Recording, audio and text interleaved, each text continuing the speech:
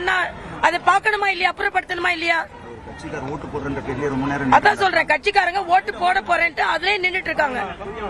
அவங்க இங்க ஓட்டரா இருக்கலாம், ஆனா அப்படியே நின்னுட்டு அது ஓட்டர்களை இன்ஃபுளுன்ஸ் பண்றது எந்த விதத்துல அநீதி எங்க நடந்தாலும் என்னோட குரல் ஓங்கி ஒலிக்கும். பெண்கள் என்பதற்காக அடக்கி ஆளலாம் யாரும் நினைக்க கூடாது. என்ன கேட்டா இந்த அநீதியை எதிர்த்து போராடி வெற்றி பெறுவோம். நாங்க திராவிட முன்னேற்ற கழகத்தில் ஒரு எச்சரிக்கையை கொடுக்கிறேன், நீங்க முறைகேடு செய்து வெற்றி பெறலாம் என்று நினைக்க முடியாது என்பதை நான் தெரிவித்துக் கொள்கிறேன். நான் வாக்காளர்களுக்கு எந்த பயமும் இல்லாம அது வாக்களிக்க வேண்டும், அவங்க பாதுகாப்பா வாக்களிக்க வேண்டும், அவர்களுக்கு பாதுகாப்பு கொடுக்க வேண்டும் என்பது எனது கோரிக்கை.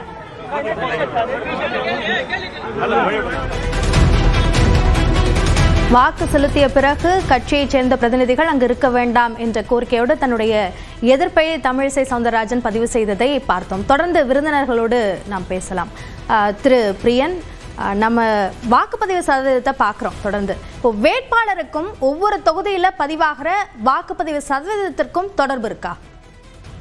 கண்டிப்பாக வேட்பாளருக்கு மட்டும் இல்லைங்க, அந்த கட்சி, அவர் சார்ந்திருக்கிற கட்சி, அப்புறம் அவர் சார்ந்திருக்கிற கூட்டணி, அதெல்லாம் எல்லாத்துக்குமே தொடர்பு இருக்குது. அவர் சார்ந்திருக்கிற ஜாதி, அவரை பற்றின நல்ல பேர் கெட்ட பேர் எல்லாமே ஒரு காரணிகளாக இருக்குது.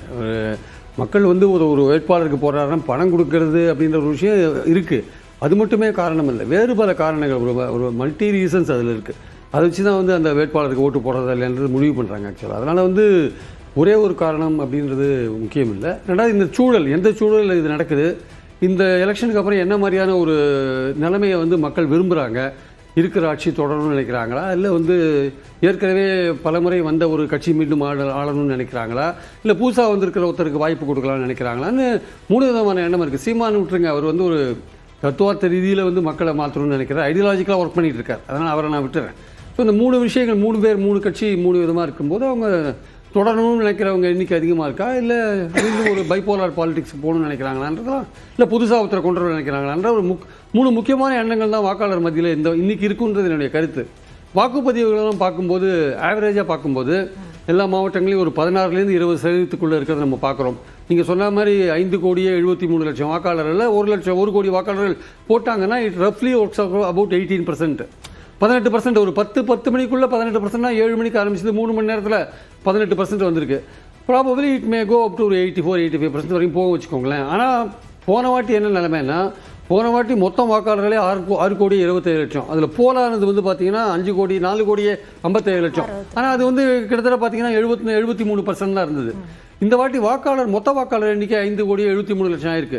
இதே போன வாட்டி போலான்னு அதே 4,57,00,000 போனாலே பர்சன்டேஜ் அதிகமாகும். ஏன்னா மொத்த வாக்காளர் குறைஞ்சிருச்சு.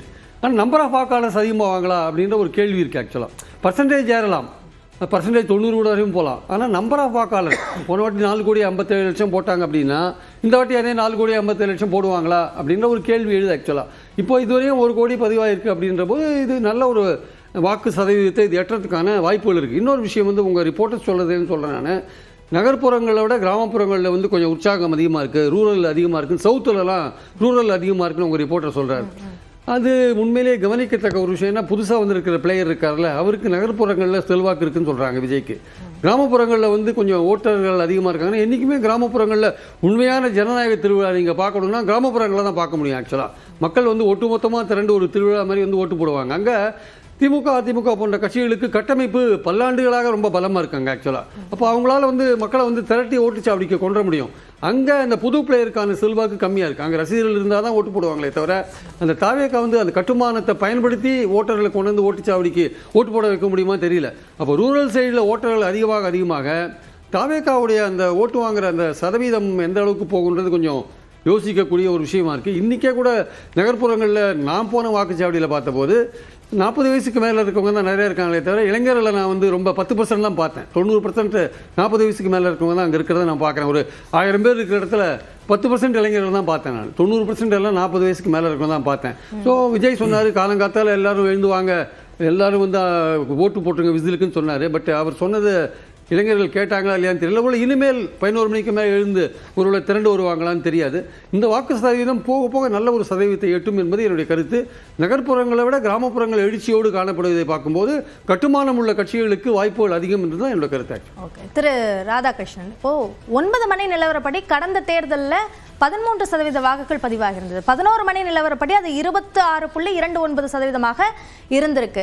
இப்போ அது கிட்டத்தட்ட 18%, 17.69% 9 மணி வரைக்கும். இப்போ அதே பேட்டர்ன் அப்படியே தொடரும் அப்படின்னு நினைக்கிறீங்களா? அதுல எஸ்ஐஆரோட இம்பாக்ட் என்னவாக இருக்கும்?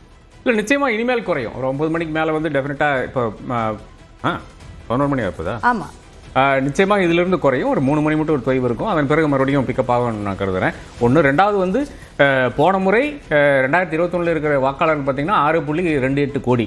இந்த முறை இருக்கிற வாக்காளர்கள் 5.73 கோடி. அந்த நம்பர்ஸ் நாம் வந்து நிச்சயமாக கருத்தில் கொண்டு தான் இது வந்து அதிகமாக இருக்கா இல்லை வந்து நார்மல் ரேஞ்சில் இருக்கா